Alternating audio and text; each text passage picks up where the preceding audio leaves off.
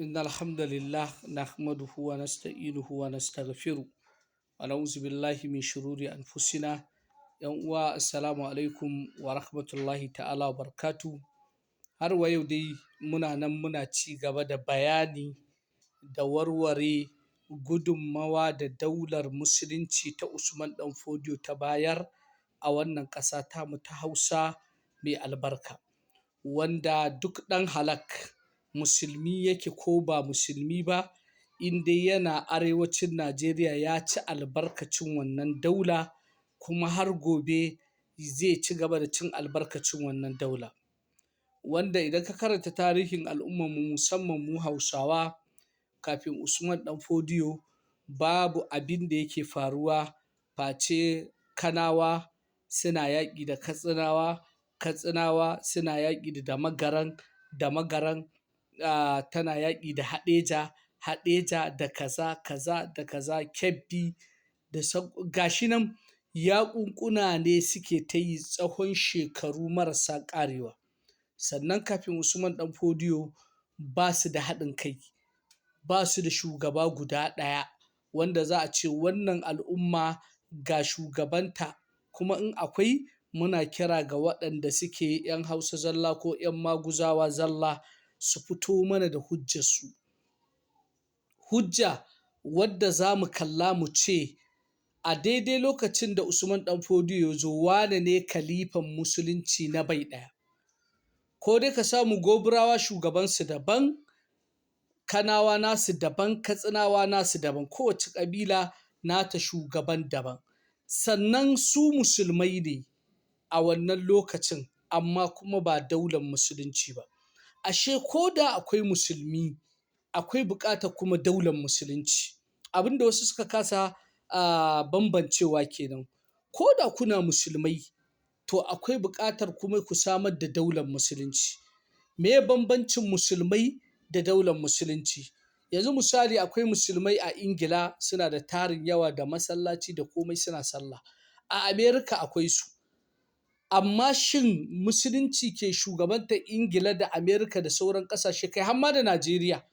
Haliyan yanzu akwai musulmai a Najeriya amma babu daular musulunci a Najeriya. To shi kenan babu buƙatuwa zuwa ga daular musulunci a Najeriya ko a Ingila ko akwai buƙatar izamto shugaba wanda yake jagorantar musulmai, izamto kalifan musulunci ne ba wai musulmi ba ne kawai. Misali, Buhari shugaba ne musulmi, amma kuma ba jagoran daular musulunci ba. Na ga da yawa daga cikin musulmai sun jahilci wannan, wanda wannan abun shi ya kai su zuwa ma ga hamma su riƙa ganin cewa waccan daular bata taka rawar gani wadda za a yi ta musu addu'a ba daga nan har zuwa ranar tashin alƙiyama. Da sun bambance tsakanin kasantuwar musulmai da kuma daular musulunci, da ba za a samu wannan jahilcin ba. Jahilci ne miraran a ce musulmi bai bambance tsakankanin garin musulmai ba da kuma daular musulunci. Hausawa kafin zuwan Usman Dan Fodio akwai musulmai da yawa a ƙasar Hausa, akwai Maguzawa, amma babu daular musulunci. Zuwan Usman Dan Fodio ne ya samar da daular musulunci wacce take dunƙulalliya, wacce ta haɗa kan arewacin Najeriya gaba ɗaya ƙarƙashin shugabanci ɗaya da jagora guda ɗaya, wanda shi ne aka yi headquarter a Sokoto. Wannan ita ce. In kuma an ce akwai, da ku yanyawa Turawa yaran da suka karanta, da malamanku wa'inda suke karanta muku wa'innan tsiyatakun da wa'inda suke ɗaure muku gindi, ku zo mana da hujja, ku kawo mana hujja wadda za mu kalla, wadda duniya za ta gani cewa ga jagoran musulunci na al'ummar Hausawa. Al'ummar Hausawa ma kaɗai wane shi ne jagoransu na musulunci gaba ɗaya kafin zuwan Usman Dan Fodio. Wanda ni na tabbatar ƙarya kuke, ba za ku iya kawo wannan hujja ba, saboda babu ita.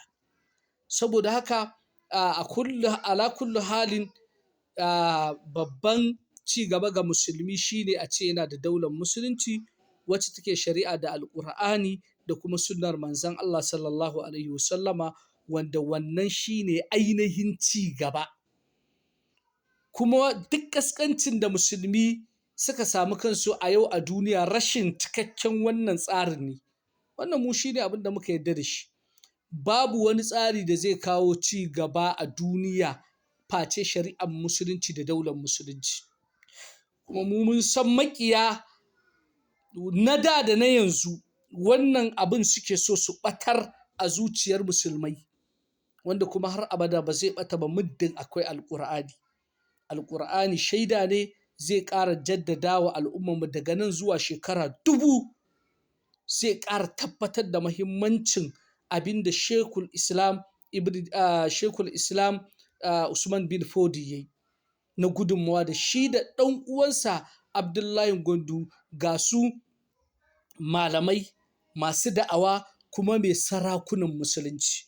Wannan abin ba zai gushe ba daga nan har zuwa ranar tashin alƙiyama. Wassalamu alaikum wa rahmatullahi ta'ala wa barakatuh.